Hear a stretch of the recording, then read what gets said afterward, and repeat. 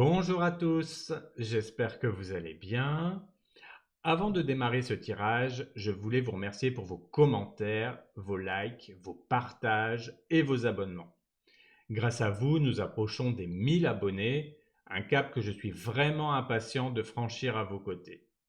Quand ce cap sera atteint, de nouvelles choses pourront voir le jour et plusieurs projets sont déjà en préparation. Si vous êtes déjà abonné, vos likes, commentaires et partages aident énormément à faire connaître la chaîne. Et pour ceux qui découvrent ou qui ne sont pas encore abonnés, je vous invite à nous rejoindre pour ne rien manquer des tirages à venir. Petite nouveauté que certains ont peut-être déjà remarqué, chaque soir aux alentours de 21h, je publie un short avec les énergies du jour suivant. C'est un format rapide et pratique pour ceux qui veulent un aperçu du lendemain, à regarder le soir ou le matin selon votre préférence. Les notifications pour ces shorts ne sont pas activées pour ne pas vous surcharger, mais YouTube en envoie parfois si le contenu du jour est léger. Aujourd'hui, on se retrouve pour explorer les énergies de la semaine prochaine, du 18 au 24 novembre, pour les signes d'eau, les cancers, les scorpions et les poissons.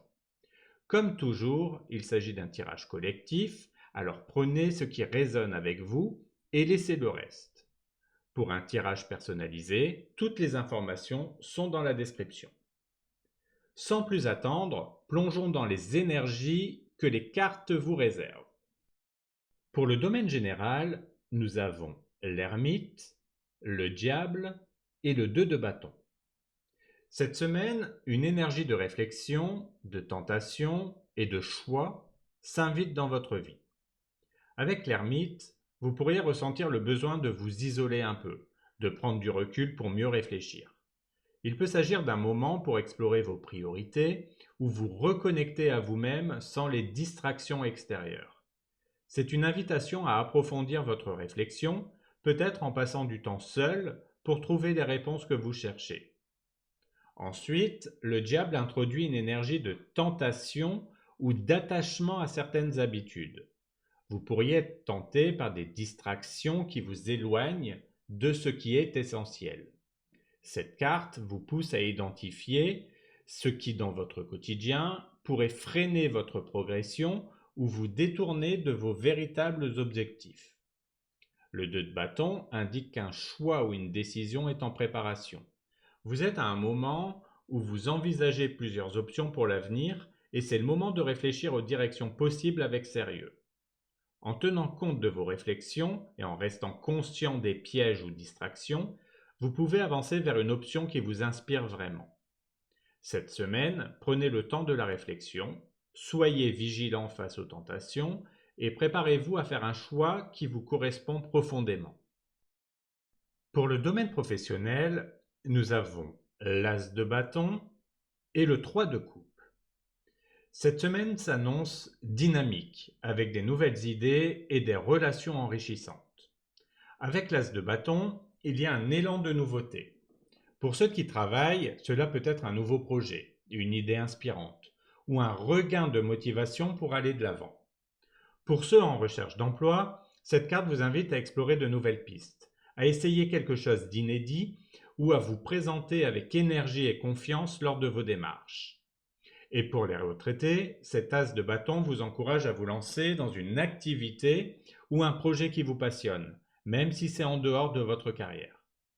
Le 3 de coupe met en avant les liens et la collaboration.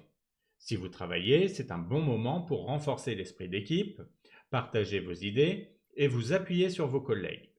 Pour les personnes en recherche d'emploi, il est temps de solliciter votre réseau ou de vous approcher de groupes et d'événements où vous pourriez rencontrer des personnes utiles pour vos projets. Pour les retraités, cette carte vous invite à profiter de moments de partage et de camaraderie autour d'une activité commune ou d'un projet social. Cette semaine, laissez-vous porter par l'énergie du renouveau et l'envie de créer en groupe, que ce soit dans le travail, la recherche ou les projets personnels. Pour le domaine sentimental, nous avons le jardin et l'anneau.